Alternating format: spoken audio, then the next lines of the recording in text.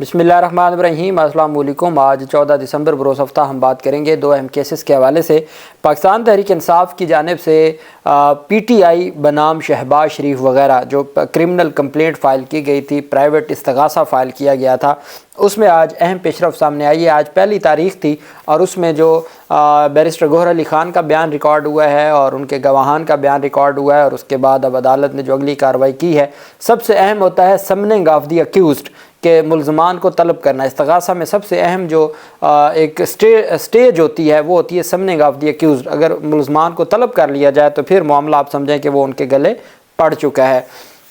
यहाँ हमने देखा था कि सानिया मॉडल टाउन में जब इस्तगासा दायर किया गया था तो वो नवाज़ शरीफ के समेत शहबाज शरीफ, हमजा शहबाज और जो 22-23 सियासी रहनुमा थे मुस्लिम लीग नून के, तो उनमें से किसी एक को भी तलब नहीं किया गया था। और फिर क्रिमिनल रिवीजन फ़ाइल की थी लाहौर हाई कोर्ट में। लाहौर हाई कोर्ट ने वो क्रिमिनल रिवीजन ख़ारिज कर दी। 2018-19 की बात मैं आपको बता रहा हूँ। और उसके बाद से लेके वो सुप्रीम कोर्ट में ज़ेर इल्तवा है। वो उन मुकदमात में नहीं आता कि जिनको जल्दी से निपटाना है।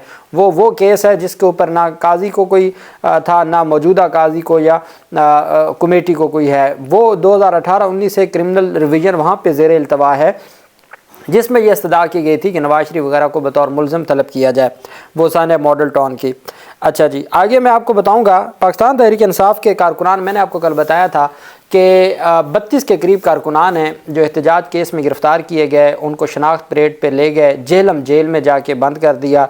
कल शनाख्त परेड का जो रिमांड है वो ख़त्म हुआ तो उनको पेश करना था अदालत में। अदालत को कहा जी कि पेश नहीं हो सकते। अदालत ने DC वगैरह को फौरी तौर पे बुला लिया। DC को बुलाया था, AC आए थे और अदालत की जानिब से कहा था कि आज मैं बैठा हूँ, आपको हर सूरत जेलम से पेश करना होगा। उसमें जो रात गए पेश किया गया और अदालत की जानिब से जो हुक्मनामा आया वो भी मैं आपके साथ शेयर करूँगा। सबसे पहले मैं आपको बताता चलूँ कि आज लाहौर के 9 मई के मुकदमात में पाकिस्तान तहरीक इंसाफ की क़यादत के ख़िलाफ़ मुकदमात थे, जिसमें अदालत ने वारंट गिरफ़्तारी जारी की हैं। 9 मई तोड़ फोड़ के मुकदमात में दहशतगर्दी अदालत ने कलमा चौक पर कंटेनर जलाने के मुकदमे में पाकिस्तान तहरीक इंसाफ के 8 रूपोश रहनुमाओं को इश्तिहारी करार दे दिया है। जज अरशद जावेद ने मियाँ असलम इकबाल, हमाद अज़हर, मुराद सईद, ज़ुबैर खान न्याजी, हामिद रज़ा, मोहम्मद जावेद, अब्दुल समद और वासिक क़यूम अब्बासी को इश्तिहारी करार दिया। अदालत ने थाना नसीराबाद के मुकदमा में पुलिस की दरख्वास्त पर कार्रवाई करते हुए पाकिस्तान तहरीक इंसाफ के रहनुमाओं के दायमी वारंट गिरफ़्तारी भी जारी कर दी है। पुलिस के मुताबिक मुलज़मान गिरफ़्तारी के डर से रूपोश हो चुके हैं। उनके वारंट गिरफ़्तारी भी जारी हुए मगर गिरफ़्तार नहीं हो सके। ये जो आपको सानिया 9 मई के मुकदमात नज़र आते हैं, एक मुकदमा है जो कोर कमांडर हाउस के बाहर गए थे और वहाँ पर जो कुछ लोग अंदर गए और वो जिसको हम जिनाह हमला केस कहते हैं या कोर कमांडर हाउस हमला केस, एक वो 9 मई का मुकदमा है जिसमें फिर मिलिट्री जो कस्टडी में लिया गया था 105 कारकुनान को।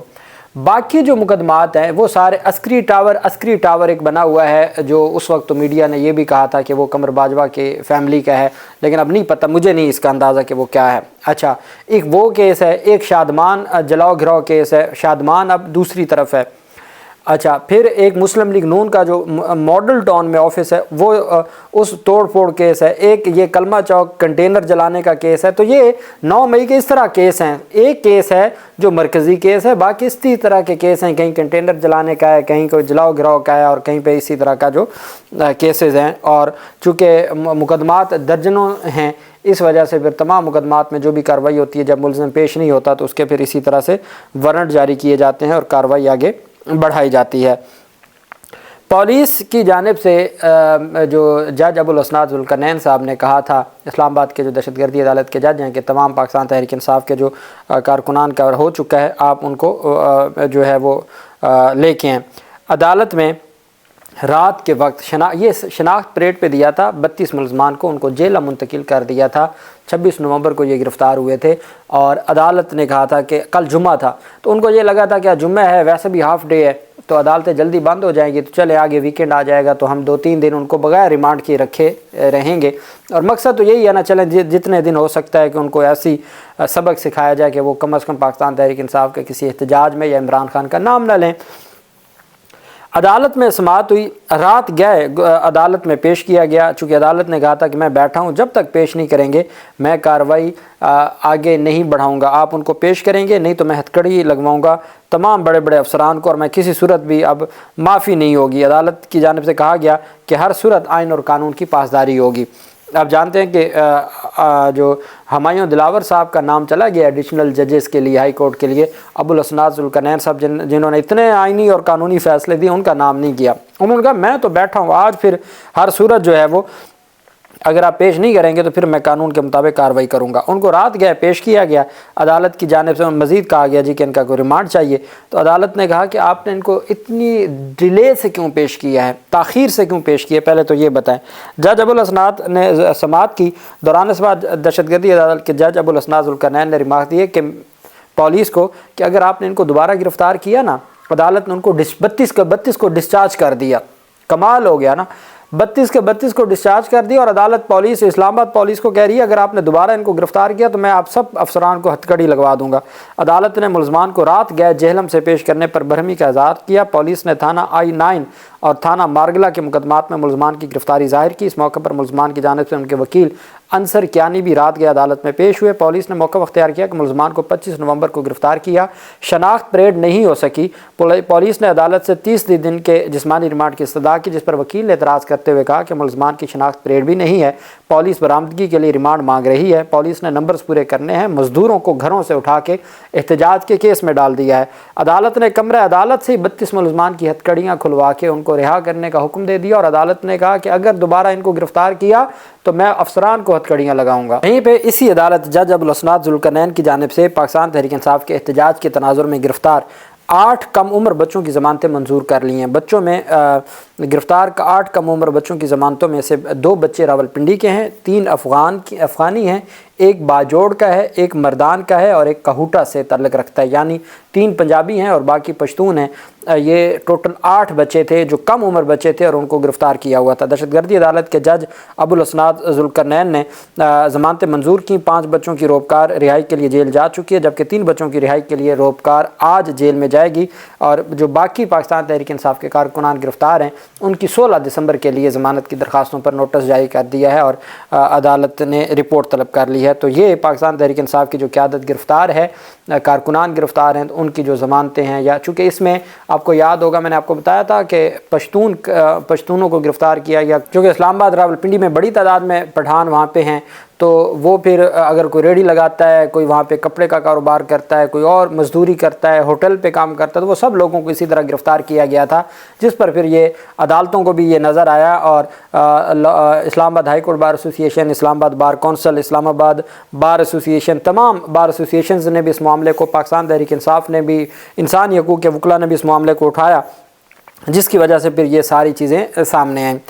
دوسری طرف پاکستان تحریک انصاف نے کل ایک پرائیویٹ کمپلینٹ فائل کی تھی، استغاثہ، یہ کرمنل کمپلینٹ ہے جو دائر کی گئی تھی۔ اسلام آباد کی ڈسٹرکٹ اینڈ سیشن عدالت نے ڈی چوک احتجاج کے تناظر میں پاکستان تحریک انصاف کے وزیر اعظم شہباز شریف اور دیگر کے خلاف کرمنل کمپلینٹ کو آج سماعت کی۔ جج اعظم خان صاحب نے سماعت کی۔ پرائیویٹ کمپلینٹ کا یہ طریقہ کار ہوتا ہے کہ پہلی ہی تاریخ پر جو اسٹیٹمنٹ ہے، جس کو سرسری شہادت کہتے ہیں، کرٹسی اسٹیٹمنٹ انگلش میں کہتے ہیں، یہ وہ اسٹیٹمنٹ ہوتی ہے جو مستغیث ہے، کمپلیننٹ ہے، وہ اپنا بیان ریکارڈ کرواتا ہے، اور اس کے گواہ، اس کیس میں 2 صوبائی وزراء گواہ ہیں، 2 ممبران اسمبلی گواہ ہیں اور باقی کچھ کارکنان ہیں۔ تو یہ 12 مقتول، 38 اس میں انجرڈ ہیں اور 139 لاپتہ ہیں اغوا کے۔ تو یہ انہوں نے اپنا جو بیان ہے وہ ریکارڈ کروایا ہے۔ بیان ریکارڈ کرنے کے بعد استغاثہ کا یہ طریقہ کار ہوتا ہے کہ عدالت بحث سنتی ہے، عدالت کہتی ہے کہ اب ہمیں بتائیں، بحث کریں کہ یہ جن ملزمان کو آپ نے نامزد کیا ہے ان کو اس سٹیج پہ طلب کرنا ضروری ہے یا ٹرائل کے دوران طلب کیا جائے۔ تو یہ سمننگ آف اکیوزڈ کے لیے عدالت پروسیس کرتی ہے۔ تو پاکستان تحریک انصاف کے مستغیث اور پاکستان تحریک انصاف کے گواہان نے اپنی جو سرسری شہادت ہے وہ جمع کروا دی ہے۔ اس کے بعد عدالت نے استغاثہ کو ابتدائی سماعت کے لیے منظور کرتے ہوئے 23 دسمبر کے لیے آرگومنٹس طلب کر لیے ہیں، ابتدائی بحث طلب کر لی ہے فار دی سمننگ آف اکیوزڈ، کہ ملزمان کی طلبی کے لیے جو ابتدائی بحث ہے وہ 23 دسمبر کو ہوگی۔ بیرسٹر گوہر علی خان نے موجودہ حکومت کے خلاف یہ درخواست دائر کی تھی، اور اس میں نہ صرف محسن نقوی ہے، شہباز شریف ہے، عطا تارڑ، خواجہ آصف، آئی G Islamabad, D I G operation, S S P security اور نامعلوم افراد بھی ہیں۔ اور عدالت میں یہ کہا گیا تھا کہ ان کے خلاف قتل، اقدام قتل، اغوا، ڈکیٹی، روبری اور اس طرح کی جو دفعات ہیں، جو پراپرٹی کو جو نقصان پہنچا، جو گاڑیوں کو نقصان 470 327 مس چیف آف پراپرٹی اور باقی جو دفعات ہیں ان تمام دفعات کے تحت یہ پرائیویٹ کمپلینٹ فائل کی گئی ہے، اور اب دیکھنا یہ ہے کہ عدالت اس سارے معاملے کو آگے کیسے بڑھاتی ہے۔ اللہ پاک پاکستان کا ہمیں ناصر ہو۔ بہت شکریہ، اللہ حافظ، پاکستان زندہ باد۔